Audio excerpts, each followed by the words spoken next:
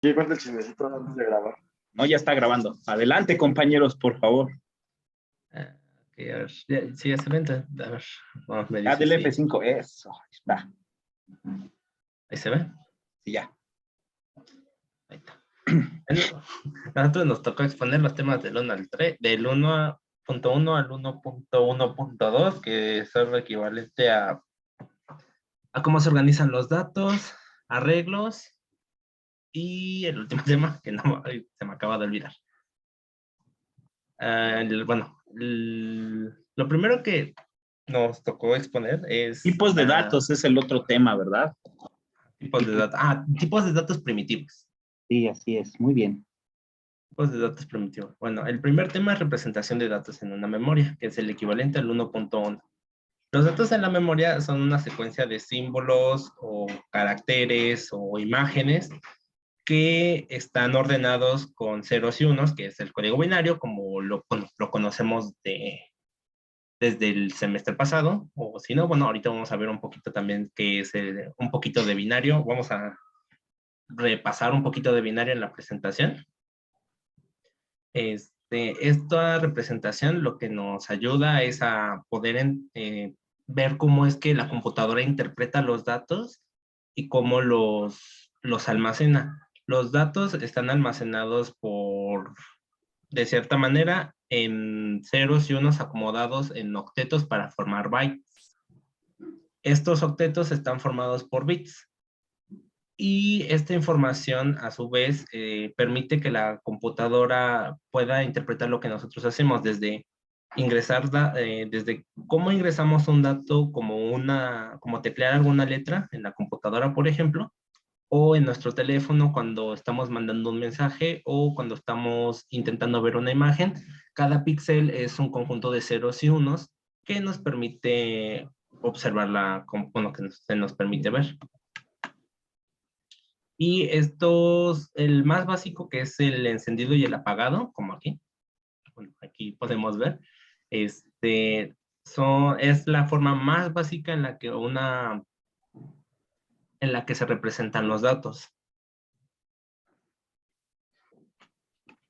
Como ya lo hemos dicho, bueno, para que esto exista debe haber una cantidad de memoria. Y para que esto sea posible, se debió de haber creado un sistema capaz de almacenar datos. En este caso, se inventó algo conocido como los bits, los cuales nos permiten pues darle un lenguaje a la computadora para poder interpretarlo, ya que la computadora tal cual no reconoce los caracteres que nosotros tenemos o que nosotros hablamos. Y la computadora o la máquina única y exclusivamente entiende el lenguaje binario, que son ceros y unos, que al final de cuentas son operaciones matemáticas pues sencillas para que la computadora pueda procesarlas. La computadora necesita organizar esos datos, transformarlos y luego interpretarlos y mandárnoslo a nosotros.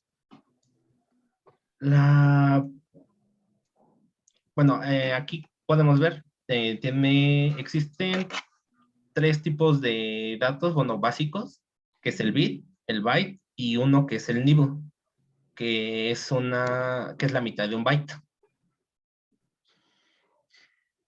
Bueno, aquí podemos ver cómo es que la computadora interpreta cada letra. Aquí, bueno, no sé si se ve mi puntero, pero no, creo que no, ¿verdad? No, no se ve. Chale. Bueno, Sí, ya se ve, ya se ve. Ya se ve mi... Está ahí en la C, ¿no? Por ahí. Ajá, enlace. Aquí podemos ver que cada letra tiene un valor. Este valor se saca de esta tabla, de esta otra tabla, que es el código ASCII. El código ASCII lo que hace es darle un valor a cada letra para que la computadora pueda interpretarlo y nosotros como personas, bueno, como programadores o como ingenieros en computación o ingenieros en cualquier otra área, podamos ver cómo la computadora interpreta estos datos y poderlos nosotros podemos ayudar a la computadora a interpretarlos. Tenemos un pequeño, bueno, queríamos poner un pequeño ejercicio para que viéramos si pueden recordar un poquito de lo que era el binario. Si quieren, se pueden guiar de esta tabla, si pueden tomarle una foto o algo así y traducir esto. Si no, bueno, les puedo dar unos minutos, pero eso es solamente si quieren. No sé a ustedes qué digan. Yo no me acuerdo, la neta, bro. Te digo que copies el código binario y nos lo pases por WhatsApp. Si quieren. Bueno, de cualquier manera, como si en caso de que no se acuerdan, bueno, acá está la tabla que les había dicho, y aquí los separé por octetos para que se pueda entender.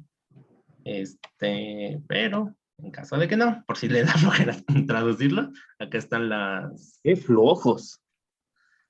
los traductores. Es que hay que aprovechar la tecnología, profe.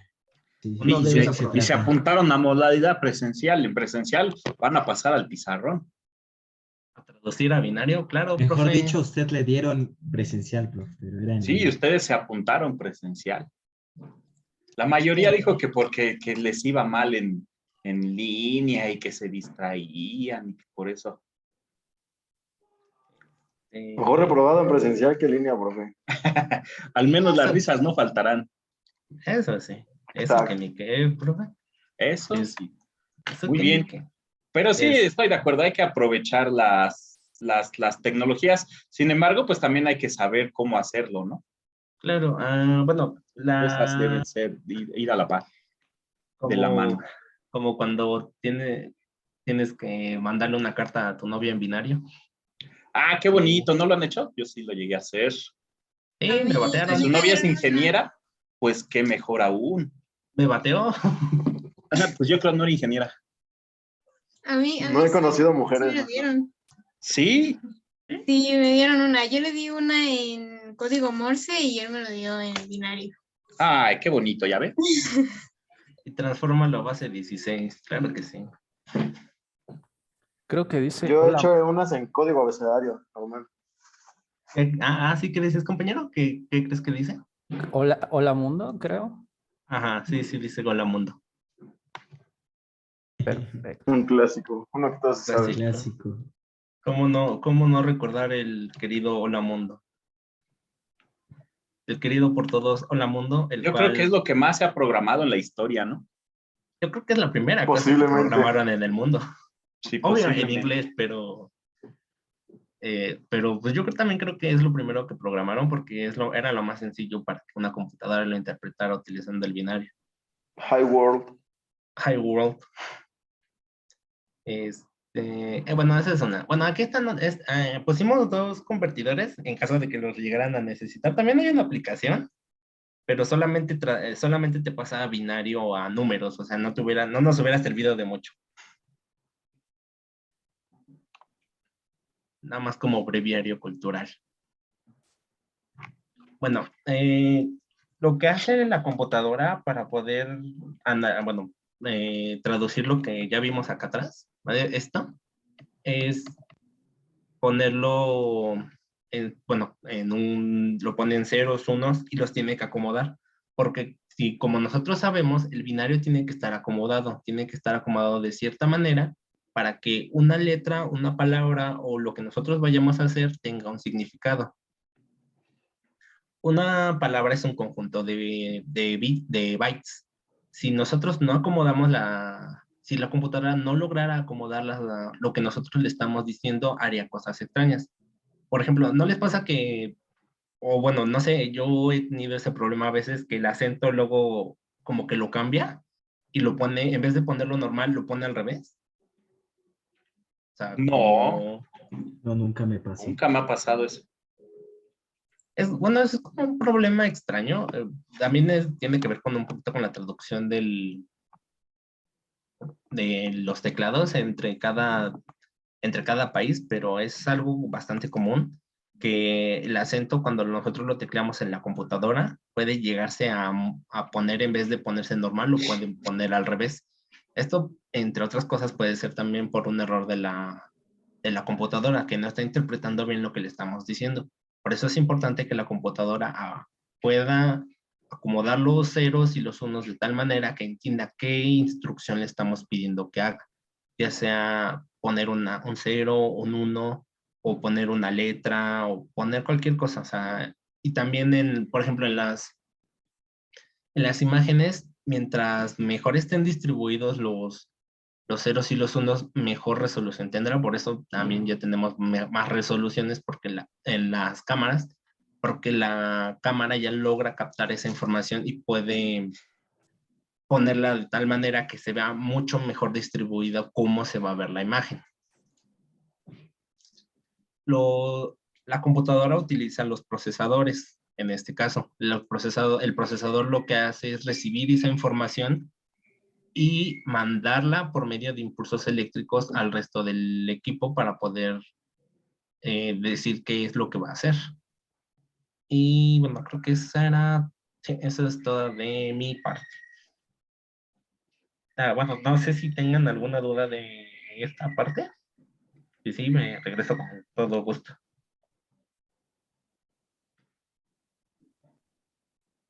¿Alguna duda, una pregunta, una queja, una Creo que observación? no. Nada, todo bien. Bueno, entonces le cedo la palabra a mis compañeros. Bien, yo les voy a hablar de los tipos primitivos. Estos sirven para establecer el tipo de valores que puede almacenar una variable. Bien, es decir, si nosotros decidimos que una variable sea de tipo entero, esto significa que el espacio de memoria solamente se almacenarán enteros. Además, establece las operaciones que se pueden realizar en este tipo de datos. Por ejemplo, si nosotros tenemos un número entero o uno flotante, este se puede sumar, restar, multiplicar o dividirlo. Básicamente se pueden realizar operaciones aritméticas. Esto se debe a que anteriormente ya hemos definido que este es un número entero o flotante. Bueno, aquí otro ejemplo sería si declaramos una cadena de tipo carácter. En este caso no se pueden realizar operaciones, pero sí se podrá concatenar. También este tipo de dato puede indicar dos cosas: cuánto espacio se requiere para almacenarlo en memoria, o bien las operaciones que se pueden realizar por este tipo de datos. La que sigue, por favor.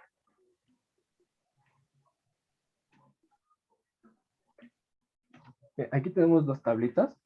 La primera es sobre enteros y la de abajo son los flotantes. Aquí hay diversas cosas. Por ejemplo, aquí tenemos el tipo corto, que tiene un rango, y el número de bits que debe ocupar, bytes, perdón. Por ejemplo, el char utiliza 1 y su rango es de menos 128 a 127. Acá abajo podemos ver el flotante, utiliza 4 bytes y también tiene un rango ya sea positivo o negativo. La que sigue, por favor. Y en esta tablita es más de lo mismo. Aquí tenemos el entero corto, utiliza 2 bytes y un rango de menos 32.000 cacho a 32.000 y un poquito más. Y el entero sin signo básicamente es de 0 a 6.000, a 65.000 y un poquito más. Y bueno, eso sería toda mi parte.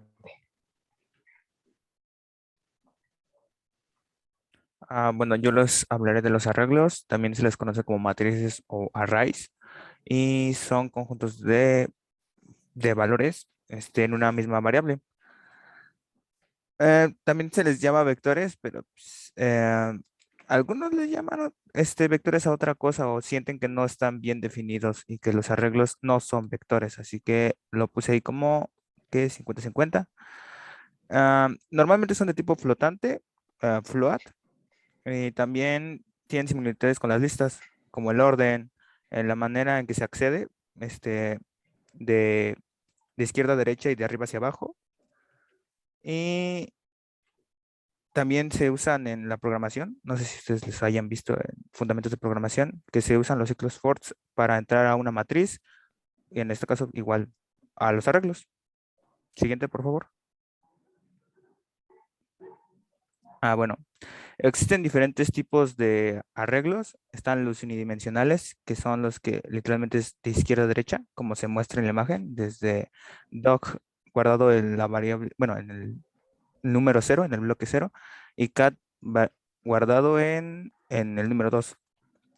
Y normalmente, bueno, se lee desde 0, 1, 2, 3, por lo que hay como que un delay entre lo que escribes y cómo lo y cómo se representa cuando ejecutas el código.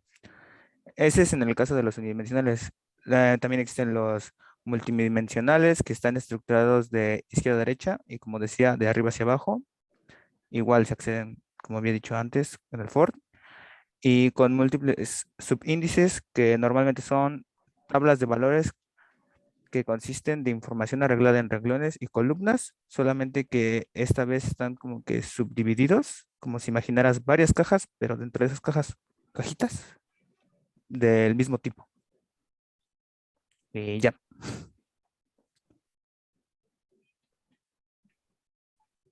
Bueno, yo nada más quería agregar como nota, bueno, en la parte de los arreglos, por ejemplo, por eso también son como representados como matrices, porque tienen un ancho y un largo, que se pueden interpretar de esa manera porque puedes almacenar hasta cierta cantidad de datos de izquierda a derecha, y una vez que termina, pues de alguna manera ese ciclo, como nos dijo mi compañero, si el ciclo se cierra ahí, se reinicia porque va a regresar arriba y va a volver a empezar el ciclo y va a guardar datos de una matriz de orden X, Y.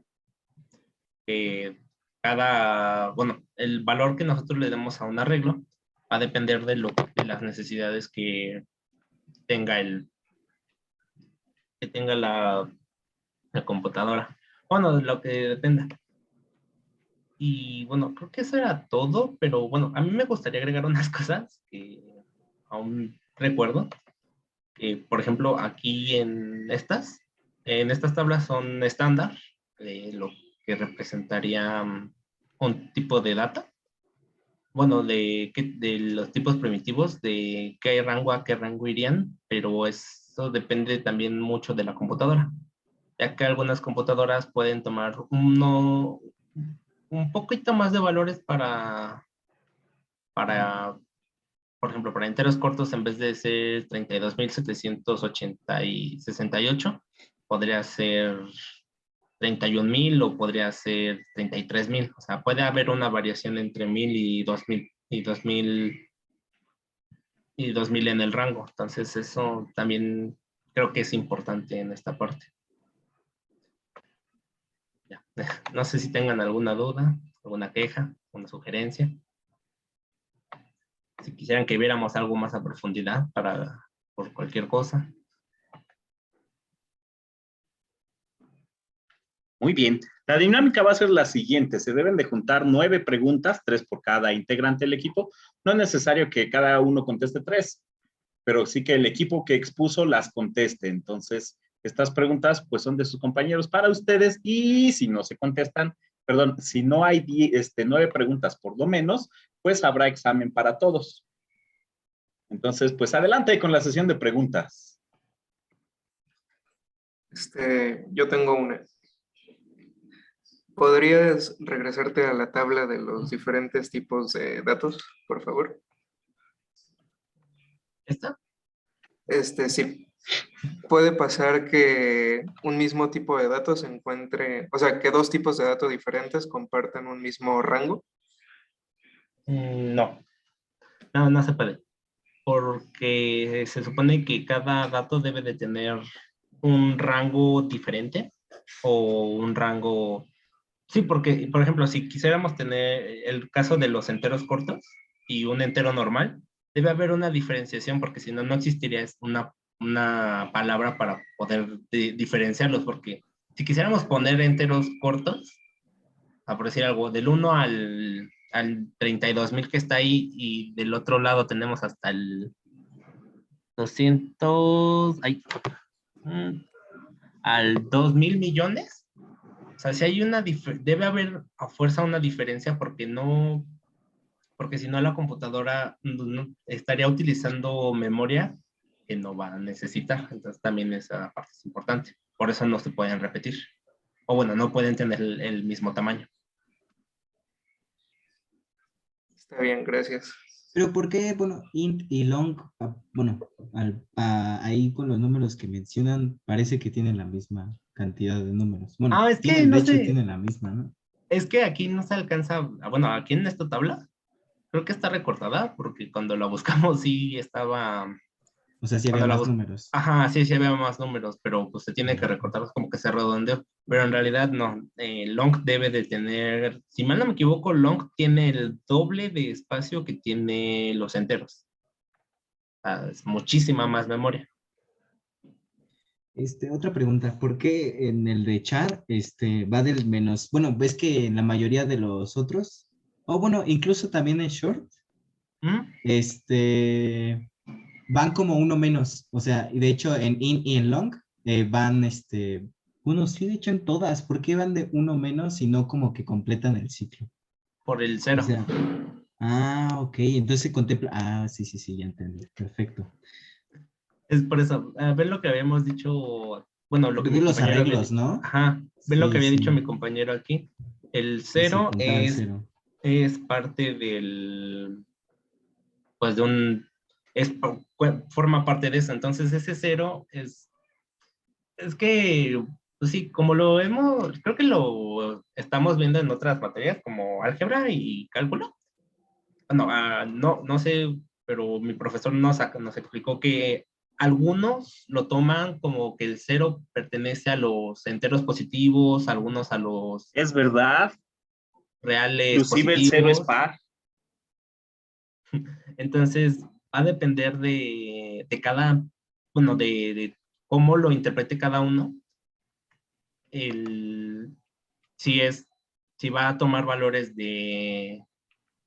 cómo va a tomar los valores. Por ejemplo, si empezara de cero, en el caso por ejemplo, de los cortos y todos, que ves que es menos 28 a menos 20, de menos 28 a 27, a 127, el cero lo están contemplando como si fuera un positivo, no como si fuera un negativo. Por eso es la cuenta de menos 128 a 127.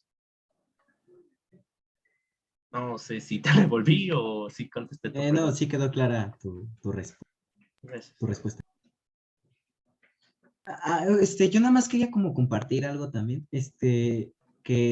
Ahorita que mencionaron lo de los bits, me acordé mucho de un video que vi en un canal que se llama Derivando, y había un número que de hecho es el 2.147.000, no, 2.147.483.647, y creo que era el número de valores que tiene, bueno, de hecho creo que ahí se ve, era el número de valores de bits que se trabajaba antes en una aerolínea, creo, que se trabajaba en 32 bits o algo así, y hagan de cuenta que creo que llegó al límite de vuelos, que sería el del positivo, por ejemplo en int, llegó a ese límite y se reinició todo, entonces creo que hubo mucho relajo con eso. Por eso les digo que esa es la importancia de empezar a necesitar más variables. Estas son las primitivas, estas son las que creo que las que todos conocemos son estas. Quiero creer que son las que conocemos base, Pero todos. ¿con qué se refiere a primitivo? O sea, ¿ya hay nuevas o cómo?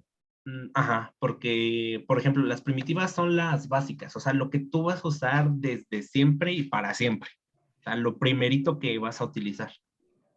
Son variables primitivas porque son algo base. O sea, no hay Lo que no hay pasa es que manera si se acuerda, hay entero corto sin signo, largo, ¿qué? Sin signo. Y así a eso se refiere a la combinación de esos datos primitivos. Luego va a haber que con Es como signo, los sin colores signo, primarios. largos. Ándale, es como los colores de ahí combina Ajá. y ya hace muchos más. Oh, vale. Sí. Son una base para crear todo lo que tenemos. Nuestra computadora lo debe de tener en algún lado debe estar programado algún tipo de este dato primitivo. Nosotros no lo vemos porque, bueno, a lo mejor sí, si se meten ya bien en la computadora, el código interno y todo eso, lo lleguen a encontrar. Pero no, como usuarios normales, normalmente no vemos así de, tu número es un entero corto, o es un carácter, o es no sé, un entero largo, o un flotante largo, o lo que sea. Es todo eso. Ok. Con Otra otros cosa, una última pregunta. En la parte de arreglos, o sea, yo he visto, bueno, en los fundamentos de programación, abajo, en la de ICAS. Bueno, yo nada más recuerdo hasta multidimensionales, pero ¿me podrías volver a repetir de qué trataba los múltiples con un índice, con subíndices? Da mi compañero. ¿Hugo? Hey, lo que se refiere es que existen arreglos que pueden, bueno, que llegan a almacenar otros arreglos, pero ese es como que, es que no sé cómo explicarlo, porque lo vi en un video y no sabía cómo sintetizarlo para que se entendiera. Así que lo único que hago es representarlo como si fueran cajas grandes, que sería bueno, tu matriz principal. Y dentro de esas cajas grandes pones cajitas chiquitas. Sí, básicamente arreglo dentro de arreglo. Ah, ok. O sea, dentro de un arreglo más grande hay otro arreglo. Ajá. Y este arreglo puede ser tanto unidimensional como multidimensional. Eso sí no sabría decirte, la verdad. Ahí sí no me acuerdo. Yo tengo una pregunta. Un arreglo con un grupo de datos que está dentro de otro arreglo, ¿comparten el mismo rango? No. Pueden tener diferentes rangos. Eso Eso lo estableces tú. Ajá. Dependiendo de cómo lo hayas programado, es el rango que va a tomar. Es la variable, límite de variables. Bueno, es la Ya. variable con el límite de unidades. Y para ver si entendí, en lo que se refiere al rango, habla de los pulsos eléctricos, en la tabla de los tipos de datos, la columna del rango, los números representan los pulsos eléctricos. O sea, Pero no son pulsos eléctricos, es localidad en memoria. Perdón. Ajá. El rango, bueno, no sé si sepan, en computación, bueno, en toda la parte de computación, tenemos memoria RAM. Sí, recuerdan eso, ¿no? O quiero creer que sí. Bueno, la memoria RAM es la memoria de acceso aleatorio que nos permite almacenar. Es una memoria flash, bueno, la conocemos como memoria flash, porque solamente guarda ciertos datos, pero al apagar la computadora ya se reinicia y ya no guardo ningún dato. Lo que hace este rango es decirle a la memoria RAM, oye, necesito cierta cantidad de datos. Necesito guardar, no sé, por decir algo, necesito guardar la palabra pluma en memoria, pero necesito mantenerla ahí por un rato. Entonces lo que hace este rango es decirle, ok, la palabra pluma tiene 5 letras, entonces el rango que le vamos a dar son, no sé, 127 en memoria. O sea, son los bytes que va a requerir la memoria RAM para poder guardar esa información, para que en algún momento la puedas utilizar y la puedas guardar en otro lado. Para eso es el rango en realidad, para decirle a la memoria RAM cuánto recurso requiere para poder ejecutarse algo. No sé si eso contesta tu duda o te deja peor. Creo que sí lo entendí. Gracias. Ahí ¿quién ha levantado la mano? Sánchez Mendoza.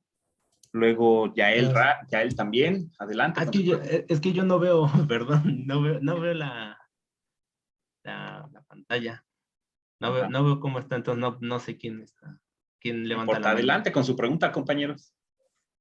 Yo sí, tengo una duda con lo del rango. O sea, si por ejemplo yo imagino que el tipo de dato es lo que tú le asignas, o sea, al momento de declarar alguna variable.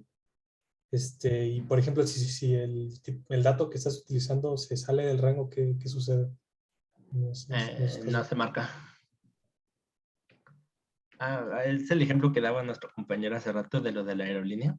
que se reinicia. O sea, lo que pasa con este tipo de datos es que la computadora pues tiene un límite, un límite contable. Entonces tiene que llegar a cierto límite para poder meter datos, si no, no tendría, si no, la computadora, no existirían como tal los datos que tenemos en una computadora si no tuvieran un límite. Porque la computadora necesitaría una memoria enorme para poder almacenar. Por ejemplo, regresando al caso de la palabra pluma. Si yo le dijera a la computadora, es que la palabra pluma puede tener millones de letras, la computadora pues, tendría que tener tendría que tener infinita memoria para poder almacenar, para poder tener infinitos recursos. Entonces por eso, bueno, entre otra parte es por eso que existe el rango y por eso no puede superarse. O sea, no que no pueda, sino que no debe de superarse el rango que tiene la de datos. Aunque aún así es difícil que llegáramos a superar el dato máximo, que es el de los enteros, bueno, el de los flotantes largos, el long double. Está bastante difícil conseguir llegar a 3.4 por 10 a la 4.932 datos. Está un poquito difícil, sinceramente, pero si llegas a pasar eso, es eso. No, no se marcaría el dato y pues no sería posible para la computadora interpretarlo. Le costaría mucho trabajo imaginar un número más grande, más allá del que ya tiene establecido. De hecho, creo que se reinicia, o sea, vuelve a cero. Por eso les comentaba lo del número, lo de las aerolíneas. Creo que se reinicia todo. Creo, ¿eh? Habría que volver a ver el video. Si quieren, se los envío. A ver, con eso. Estaría bien, gracias, compañero. Y también, una forma sencilla de verlo. Ven en su calculadora, tanto en el teléfono como cualquier calculadora, que la calculadora cuando le empiezas a poner muchos números, la calculadora se bloquea. Ya no acepta más números y de hecho si intentas hacer una operación con esos números, llega la calculadora, si no puede interpretarlo, directamente te manda un error. Porque al igual que todo lo que tenemos de tecnología, está interpretando datos y pues está llenando su memoria. Entonces, en ese caso, el rango quiere decir como la capacidad de datos, de recibir datos que tiene, en este caso, la computadora, ¿no? O otro dispositivo. Ajá, así es. Okay. Por eso también la necesidad de muchas personas por tener una mayor capacidad de memoria. Por ejemplo, supieron de que Facebook quiere mover se me fue el nombre, sus bases de datos a otro lugar. Bueno, casi al Ártico. Simón. O bueno, entre otra parte, por la necesidad de enfriamiento, no daría la vida, la tecnología actual no da para enfriar a niveles antárticos con el monstruo que es Facebook, pero ahí podemos ver una necesidad de bases de datos muy grandes. O sea, son datos muy grandes almacenados por bloques. De ahí viene la necesidad de tener un límite en la información. Porque ese es un claro ejemplo de lo que pasa si necesitáramos tener millones y millones y millones de información. Tengo una última pregunta. Bueno, en esta parte lo que me pareció muy importante fue lo de los datos primitivos y un poquito lo de los arreglos, la última parte. Pero, ¿creen que haya importancia actual, bueno, más allá de que, bueno, ya está? Ahora sí que cuando tú estás en un compilador no usas el lenguaje máquina, no usas ceros y unos, ¿no? El ASCII sí lo he visto, que se usa, por ejemplo, porque hay algunos compiladores que no aceptan ñes, ¿no? Y pues ya lo pones en código ASCII y ya. Pero el código binario, yo al menos con los lenguajes que he ocupado, pues no los he visto. ¿Ustedes creen que tenga alguna importancia actual el código binario? Necesito que mis compañeros contesten y ya yo contesto al final si quieren. Ellos, no sé, o sea, yo tengo una opinión, pero no sé la de ellos. La verdad, yo creo que no. ¿Por qué? Porque al final de cuentas lo que haces al programar es que tú escribes lo que quieras hacer con variables y un cierto lenguaje, no sé, Python, C, C++, etcétera, ¿no? Lo que va a hacer el lector de textos, yo qué sé, no sé, el Sublime Text, Visual Studio Code, etcétera, es transformar de las variables de tu forma de programar y tu lenguaje de programación al código de máquina. Pero ¿qué sentido tiene almacenar en tu memoria, o sea, en tu cabeza, ceros y unos, cuando lo que realmente importa para una persona que programa es la creatividad de cómo solucionar un problema? Por ejemplo, no es como que vayas a conseguir trabajo y decir, no, pues me sé A, B, C, D, F, G, H, I, J, K, L, M, N, O, P, Q, etcétera, en binario y digan, oh, sabe binario, lo voy a contratar porque sabe binario. No, lo que quieren es cómo vas a solucionar el problema, qué solución le das a mi empresa, etcétera. Y incluso hay una frase de Newton que dice, si puedo escribir, sí, creo que sí es de Newton, si puedo escribir toda la información que sé en un libro, lo voy a escribir solamente para tener más espacio para mi creatividad. Es como yo lo concluyo. ¿Y ya? Me gustó mucho tu respuesta. Pero igual me interesaría saber la de los otros, a ver qué tal. Como dije yo al final. ¿Pero todavía hay alguna pregunta, no, Canales, o ya preguntó? No. Adelante, Yo tenía una Canales. pregunta el de long contra el de los enteros, porque vi que admiten la misma cantidad de valores, pero ¿cuál es la diferencia? El de long contra int. Es que ya como le habíamos dicho a nuestro compañero, uno de nuestros compañeros anteriormente, la tabla se recorta. Es que curiosamente la tabla está como recortada porque en realidad debería tener el doble de valores y de hecho debería tener casi esta notación científica. Pero no sé por qué la tabla como que lo recortó así, entonces hasta cierto punto ahí esa tabla está mal. O sea, no es que sean los mismos datos, en realidad deberían ser diferentes datos. Ok, pero sí hay una diferencia, ¿no? Sí. En enteros tiene la mitad de los largos. O sea, por decir algo, tenemos dos valores en los enteros y en los enteros largos necesitamos 4. O sea, tiene que ser el doble siempre para poder compensar esa necesidad de números. Es que vale, gracias. Sí. ¿Mande? No, que ya quedó listo. Muchas gracias. No sé si nuestro otro compañero iba a contestar lo del binario. Es que no lo escuché. O no sé si está acá todavía. ¿Quién más va a participar?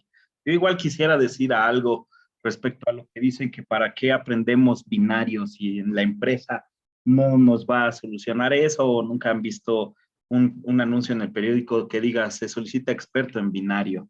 ¿Alguien más va a participar? Sí, bueno, yo voy a terminar mi compañero, si no hay otra parte de declaración, entonces quisiera decir, para mí el binario creo que es uno de los lenguajes, bueno, el lenguaje computadora que siempre se va a usar, o sea, no va a haber sustituto para él. Al final de cuentas, tú como programador, a lo mejor no, sí, tiene razón mi compañero, llegas a la empresa y tampoco le vas a decir, pues yo sé binario y voy a llegar le voy a solucionar todos los problemas en binario, no. O sea, no directamente eso, pero aún así todo lo que usamos necesita binario. En cuanto a empresas más grandes como Microsoft o fabricadoras de computadoras como Dell, HP, cosas así, o sin irme muy lejos, los procesadores Intel, los procesadores Ryzen, o incluso sin irme tan lejos, el procesador de nuestra calculadora requiere un sistema binario, porque la computadora no entiende nuestro lenguaje. No, es como intentar explicarle a un gato la teoría de cuerdas, no lo va a entender. Y tampoco creo que nos entienda a veces el gato, esa es una realidad, pero así es, o sea, la computadora jamás va a lograr comprender nuestro lenguaje. Lo que pasa con la computadora respecto a que nosotros le decimos qué hacer, los compiladores lo que hacen es, bueno, ahí existen varios tipos de compiladores, existen los de alto nivel y los compiladores de nivel bajo.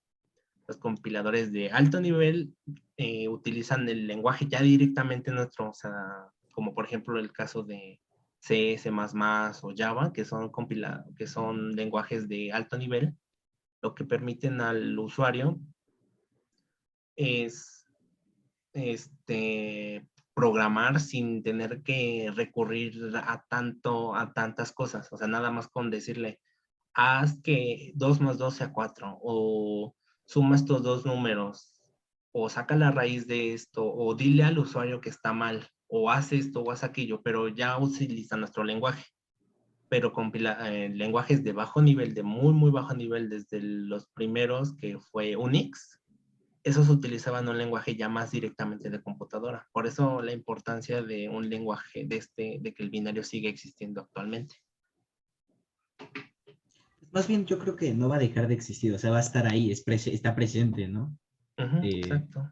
O sea, más bien yo me refería como fuera de esa parte, o sea, fuera de que la necesidad de la máquina de entender esos, bueno, para ahora sí que como entender ese lenguaje, o sea, yo me refería más como fuera de esa parte, si es indispensable nosotros como para aprenderlo o algo así, o sea, necesidad de saberlo todo, todos esos ceros y unos. Pero sí, me pareció muy importante, muy correcto también lo que mencionaste. Sí, bueno, también otra parte es esa, o sea, sí llega a ser relevante. Bueno, también va a depender, creo que, del área de trabajo de cada uno. Por ejemplo, si yo quiero estudiar seguridad de redes, pero también me gustaría irme a programación. Si yo me fuera a programación o a seguridad de redes, así directamente, solo a programación, a mí solo me importaría averiguar de lenguajes, pero si a mí me gustara diseñar, no sé, un procesador o hacer que la computadora tenga más núcleos, necesitaría aprender el lenguaje binario, porque el procesador necesita entender lo que yo le quiero decir, que aprenda a mandar esos impulsos eléctricos a la computadora y que los reciba. A eso yo siento que es esa parte, pero bueno, quizá que el profesor nos dijera su opinión. Ahí por ahí Amaro levantó la mano. Adelante, Amaro. Sí, yo tengo una pregunta. ¿Cómo sería ese proceso de programación en binario? Sí, esa es mi duda. ¿Cómo se hace eso? ¿Cómo se le da la instrucción a la computadora en binario? ¿Cómo? A ver, ¿cómo? No, creo que no entendí tu pregunta. Ajá, sí, ¿cómo programo con unos y ceros en lenguaje binario en la computadora?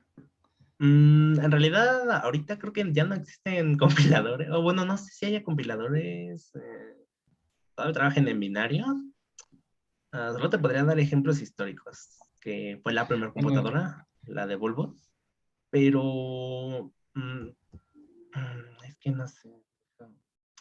Tengo una idea, se me acaba de ocurrir algo. Existe una cosa que se llama la calculadora binaria. Literalmente esa calculadora trabaja con ceros y unos. No tiene otra cosa. Tú cuentas bolitas y literalmente cuentas canicas para saber cuál fue tu resultado de multiplicación, división y cosas así. Esa es la forma más básica en la que puedes programar en binario. Una calculadora literalmente es casi una caja con como si fuera un abaco. Ajá, como un mecanismo, exacto. Esa es sí, la forma porque... más básica de una programación en binario, pero como tal en la computadora no te sabría decir. Es que sinceramente. sí, se me hizo la idea de que ese lenguaje binario ya lo resumen en otro lenguaje como Python o C++, ya viene incluido. No sé, es mi idea, no sé si sea verdad o estoy Mm, equivocado. Sí, sí, sí. De hecho, así funcionan los intérpretes.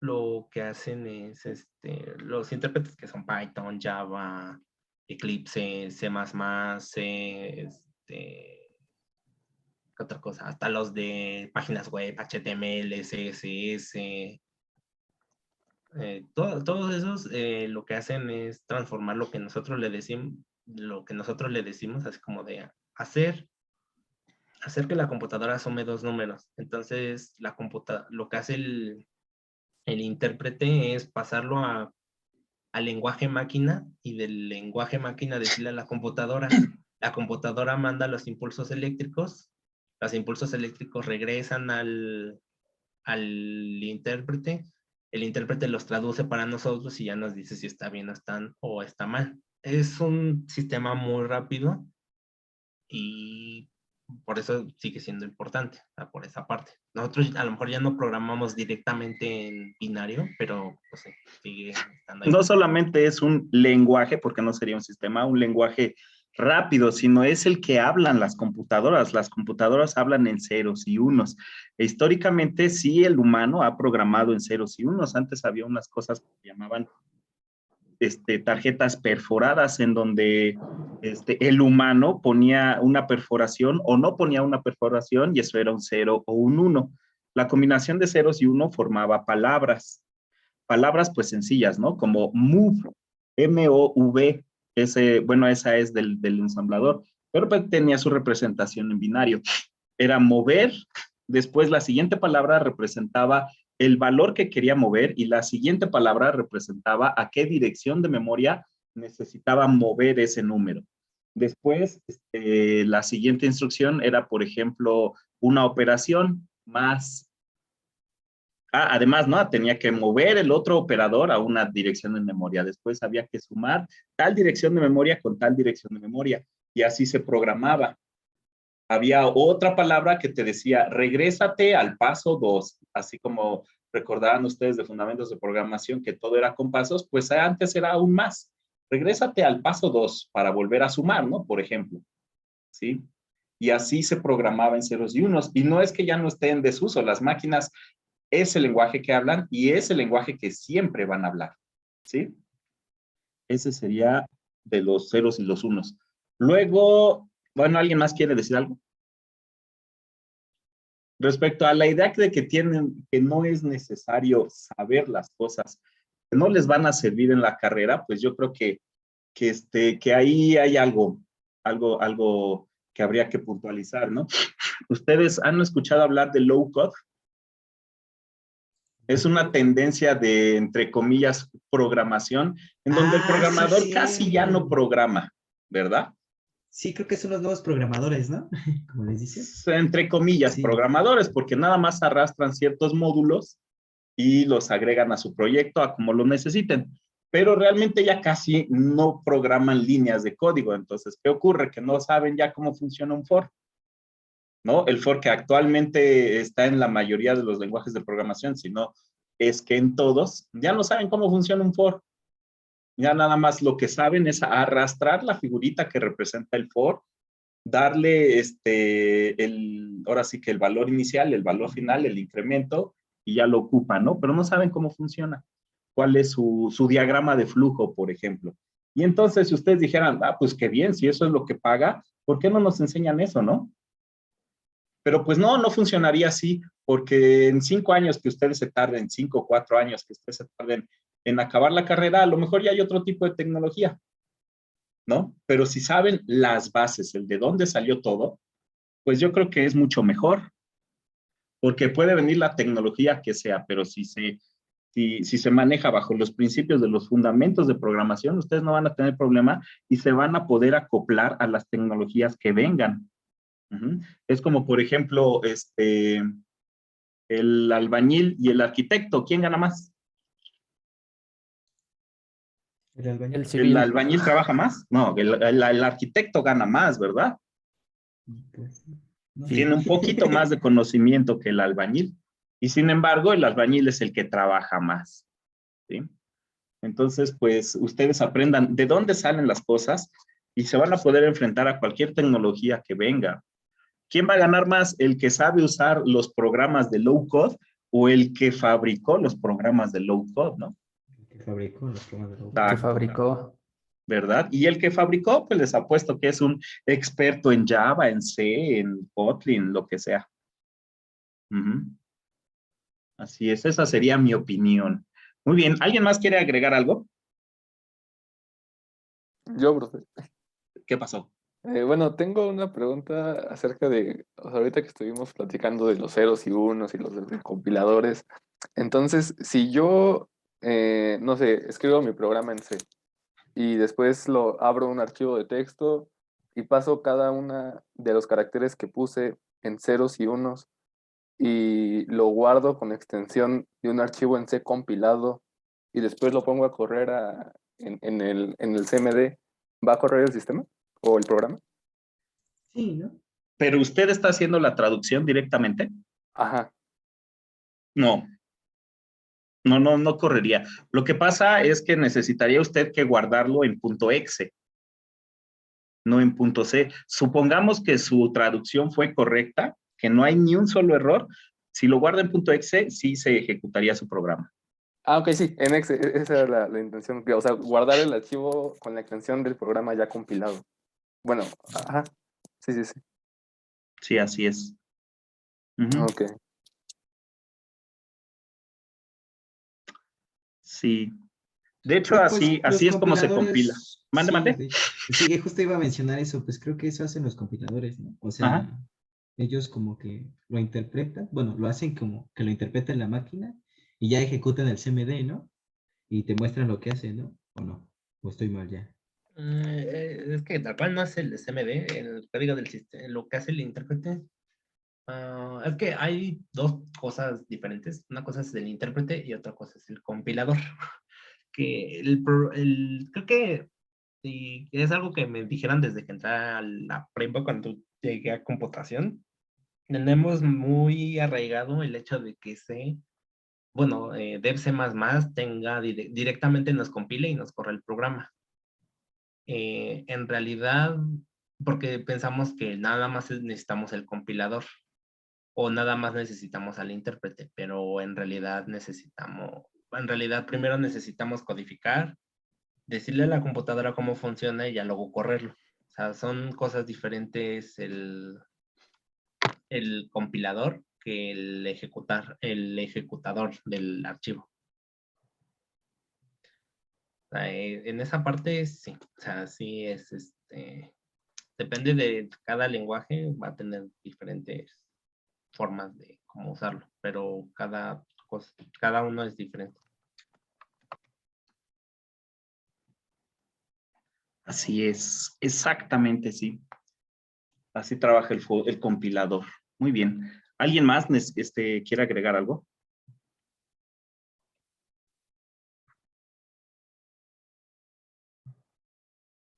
No. ¿Seguros? ¿Ya acabamos? ¿Cuántas preguntas fueron? Ya ni las conté. Creo que van 3, ¿no? No, profe, ¿cómo creen? Más de 9.